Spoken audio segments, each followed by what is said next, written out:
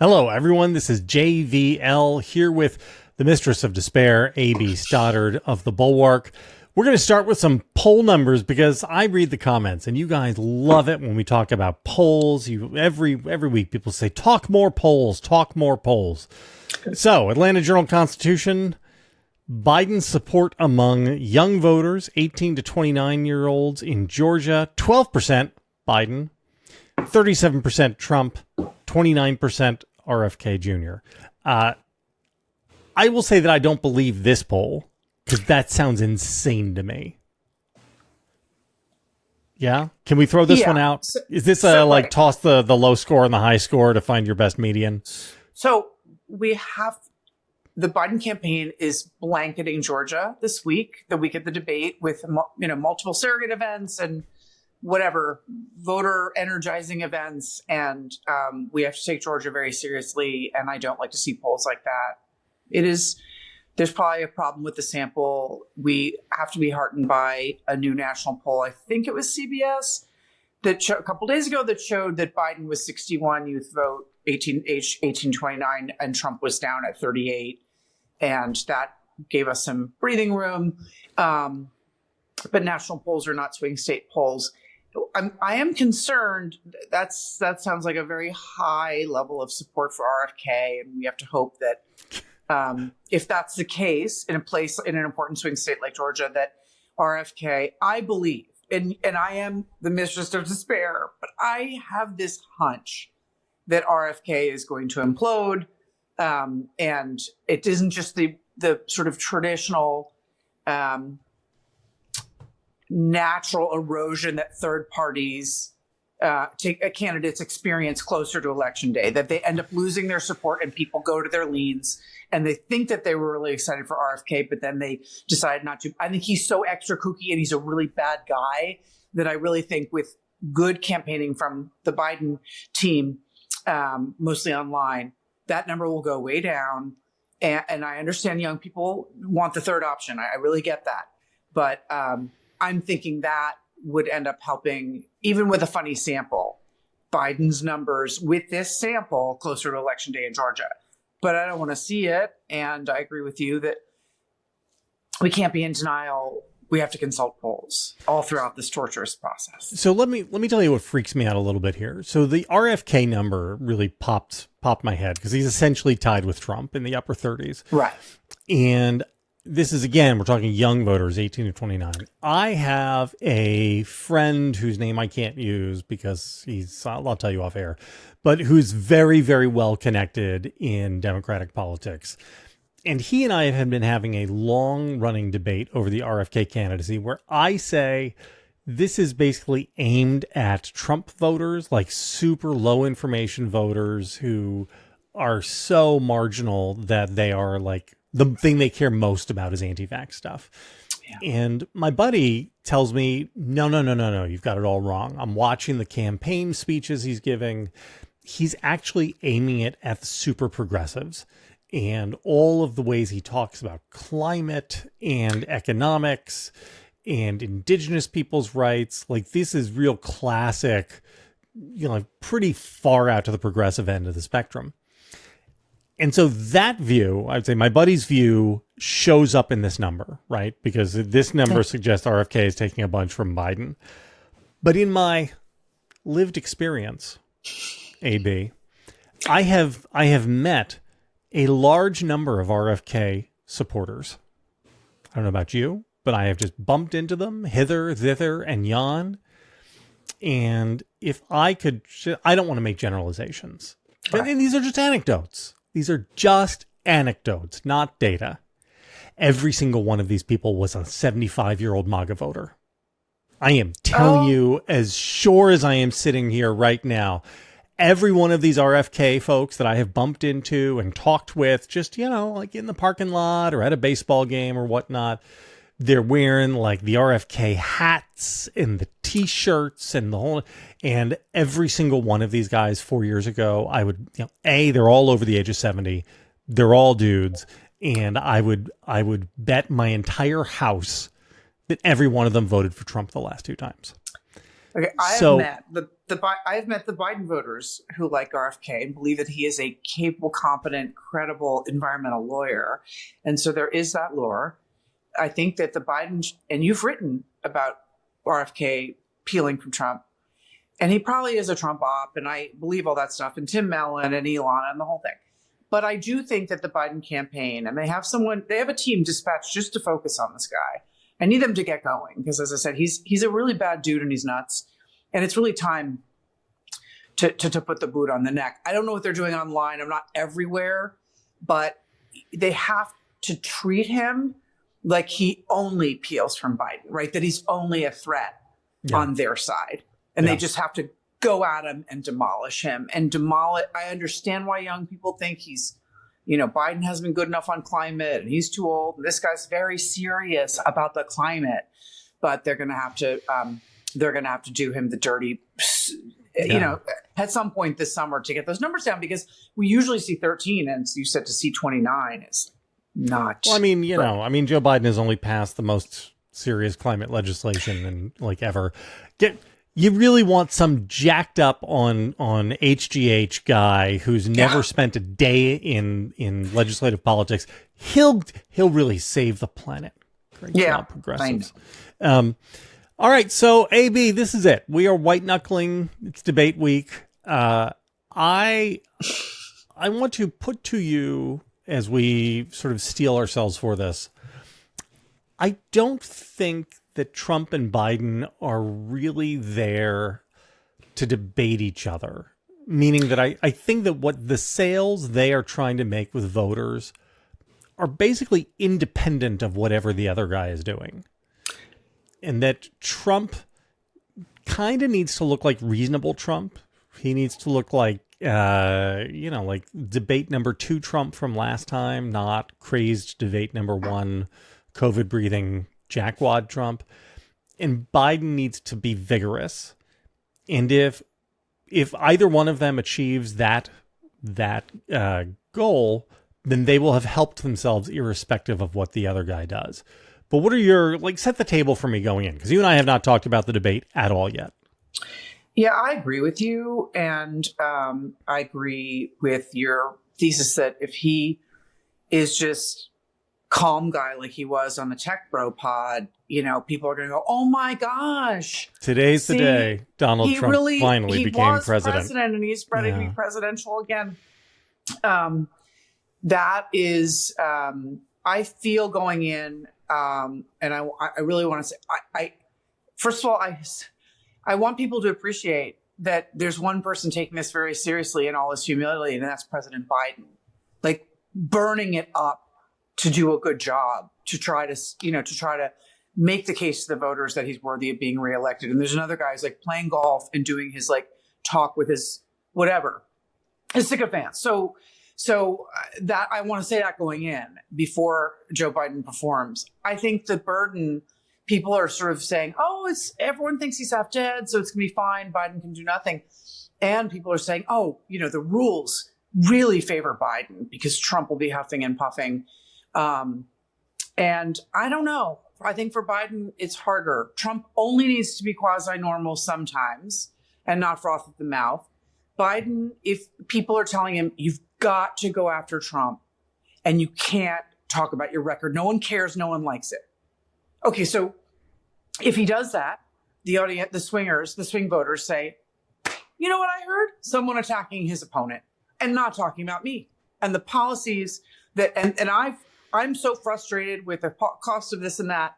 So then if he goes in there and talks about his record, people are going to say he didn't draw a contrast with Trump. Right. And he got defensive, which he's a little, he sometimes does, which presidents do when they're defending their record. They get a little defensive and he's prone to a tone. And so I've been thinking the last couple of days about, to me, I think it's a steeper challenge by far for Biden going in there. Not just the age thing, just the things I've outlined. And then he has to be vigorous. And I do know that people in Sarah's focus groups, and you see it in the polling, and you've mentioned it, that Trump has this I'm strong thing, and that Biden has to go in and be vigorous. And I don't want him yelling. I don't want him being told that he needs to be super aggressive. because I do think that there's a balancing act where he needs to seem like he's kind of had it with Trump. I mean, I like a little of that. Like, listen, last time Trump came in and said Joe got $3.5 million from Russia, like, Trump's going to he's going to fucking lie about Joe Biden. And I want Joe Biden to I want him to give it back. I want him to give it back. But I don't want him to I want him to be different from Trump. I want him to be himself. Because when we're being ourselves is when we break through, right? When we're being our authentic self. So I'm all like, my head is very busy right now about what Joe Biden should be doing. And I don't know. I just feel like it's just an easier threshold for Trump. Yeah, so it's funny you mentioned the microphone shutoffs. I think that actually helps Trump. Right. I mean, so I don't know. We don't know how the logistics of this are going to be. But if Trump goes insane and starts trying to like yell and let's pretend it's Trump like debate one last time around. Right. Trump would have been helped in the first debate by having his microphone just shut off, provided that there's then no sound from him background. Right. I mean, again, it's not clear to me how this will work. If you could hear him like, wah, braying at the moon in the background softly while somebody else was talking, then that would be bad for him. Right. But if it just like takes it off and then, you don't hear his insanity, that's helpful. Right. I mean, that's the debate version of somebody coming in behind you and just hitting delete on your tweet draft for a tweet that you really shouldn't send. And, What do you make of their strategy, which seems to be that this is to paint it as rigged, that CNN isn't fair? Jake Tapper said this. So I think if you look at it that way, if he's a little nervous that he's going to mess up, he had a bad debate last time. He can't answer any substantive questions. He's going to be asked about, being an insurrectionist and a coup and everything. So it seems like they're like fronting this with CNN is bad. And so in sort of gaming this out, I'm thinking he has to do a little bit of crazy man and fighting CNN, right? He's not just going to play by the rules and be like, oh, I'm Donald Trump and I just take it lying down and my mic's going to get cut off, right? Doesn't he have to do a little huffing and muffing? Yeah, I think he does. But here's the thing. It's going to work for him because the reaction of CNN to this is going to be to try to bend over backwards to show how fair they are by really giving it to Joe Biden too. Yeah.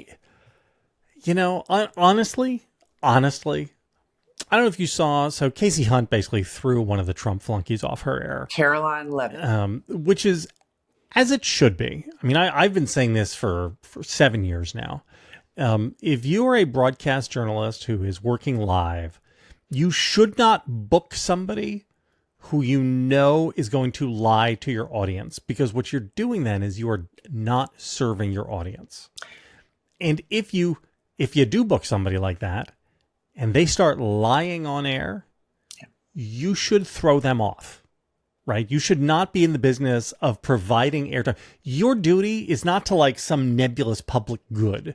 Your duty is not to the reputation of CNN. Your duty is to your audience. And this is sort of how I always think about the Bulwark, right? Our duty is to the audience. Like everything we publish, the first thing we think is, does this give value to our audience? Does it provide and create value for them? And so this was great. But it's Casey Hunt did exactly the right thing. But it's what all broadcast people should do. They shouldn't, like these news networks should not be hiring. Do you remember when CNN hired Corey Lewandowski? Do you remember this? I know. So CNN hired Corey Lewandowski, who at the time had signed an NDA which prohibited him from criticizing Donald Trump or Donald Trump's family. So this guy was contractually obligated to never criticize the guy he was hired in theory to talk about. Who does that serve? That doesn't serve the audience. Maybe that serves CNN, like, see, look, we got somebody from Trump world on. But like, honestly, why? Why are you doing that? Just think about the audience. Are you providing value to the audience? And if you're not, honestly, in my slash fiction views of how this works, like if Trump just starts saying stuff that's totally not true, like the moderators just bring up, no, that's wrong, that's false. Just start Jonathan Swanning him right there in the debate. Don't even let Biden come in. Be like, no, I'm sorry, viewers. Like Jake Tapper going straight to camera and going, I'm sorry. We have a duty to inform our audience here that what this man just said is factually incorrect for reasons X, Y, Z, and D. So I've been obsessing about this part of it. I wasn't going to bring that up until like after we watched the debate. I mean, people keep saying it's the moderators. They can't keep up. They can't fact check in real time. It has to happen afterwards. Because when Caitlin Collins did her town hall with Trump in May of 2023, it was such a debacle. He owned the entire thing. He was laughing, making fun of Jean Carroll, who he sexually assaulted. The audience was with him. And she's an excellent interviewer, but she lost control of the situation. And I kept saying, why didn't they have Daniel Dale, who's their excellent fact checker, just doing live checks on a screen, like that Trump and the audience could see, because that guy's encyclopedic. But people keep saying, oh, it's not on the moderators to be able to fact check him. And yeah. But it is their duty? Is their obligation? I don't know. I don't know. I hope so much. What would provide more value to CNN's audience? Right. I mean, this is your duty is to your audience, not to anybody else. That's where your duty lies. And they ought to be. I mean, in fairness to Caitlin Collins, to my knowledge, only two interviewers have ever really gotten Trump and controlled him. And they were Jonathan Swan and Chris Wallace, of all people. Chris Wallace did an interview from the White House in the middle of COVID. And what happened was these guys came with the receipts. Like physically, they had all of the papers in front of them. So when Trump said something, they stopped and they said, but sir, that's not true. Here, look. And Trump went crazy. I don't know if you remember the Wallace interview. Like he started calling in his aide off camera to bring his charts, and Chris Wallace looking at us like, that chart's just like bullshit. If the moderators aren't there to do that, then what are they there to do? Yeah, to pretend that both sides are the same? Well, who the fuck does that help?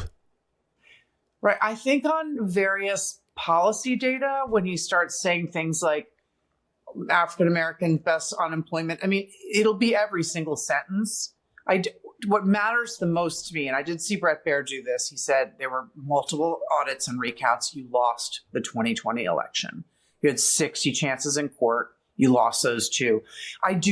On that issue, to me, I really need the moderators to say to the audience, he lost the 2020 election. And, he worked to try to decertify it for 2 months. And that's why we ended up with January 6th. That to me, that's my personal derangement point.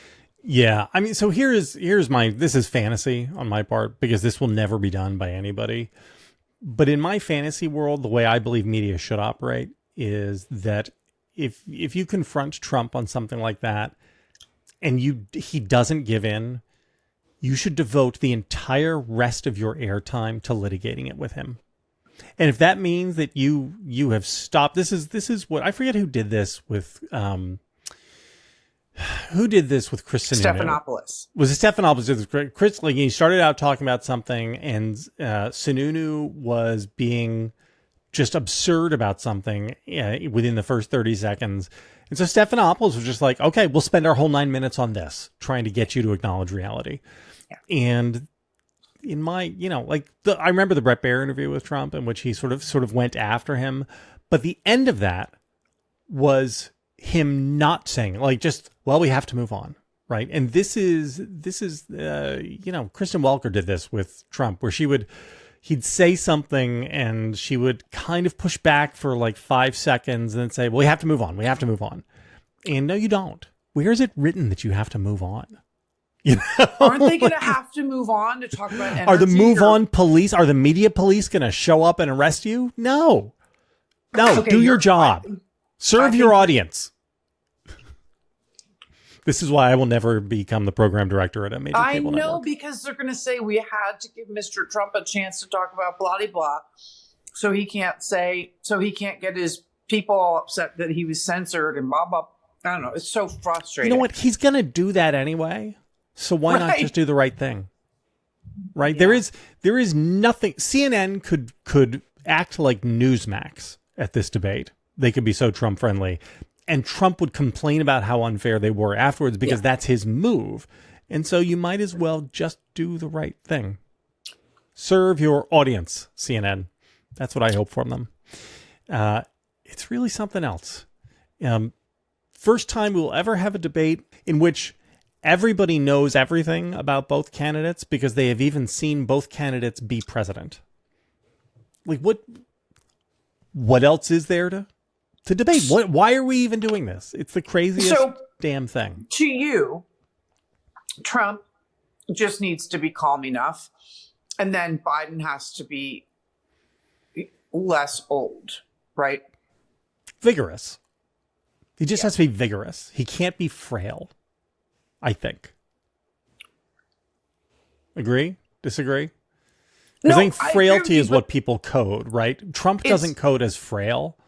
Like, he's super old too, right? But nobody cares because when he's standing there, I mean, when he walks, he looks frail, but while he's standing there, because he's got a 16th inch of bronzer on him and like the superstructure holding his thinning hair in place, and he doesn't code as frail. Now, if you saw him without makeup and you saw him trying to walk, then you'd be like, oh yeah, that guy's super old too. But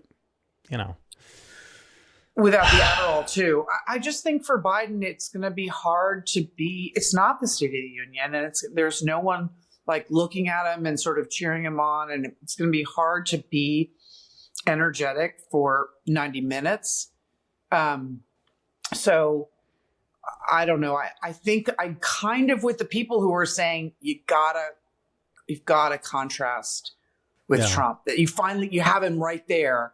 And you've been waiting for the voters to remember how off the rails this dude is and how dangerous he is. And that I'm kind of with those advisors, the chorus from outside who is saying, this is your moment. Like, even if you're tired and you're stuttering, you got to lace into the guy. Yeah. Right? I mean, here's the truth. For all of our concerns about Joe Biden, when's the last time the guy let us down? I know, right? Completely, 200%. He answers the bell every damn time. He never gets any credit from it. Yeah, agreed. And the rational part of me is like, it'll probably be fine.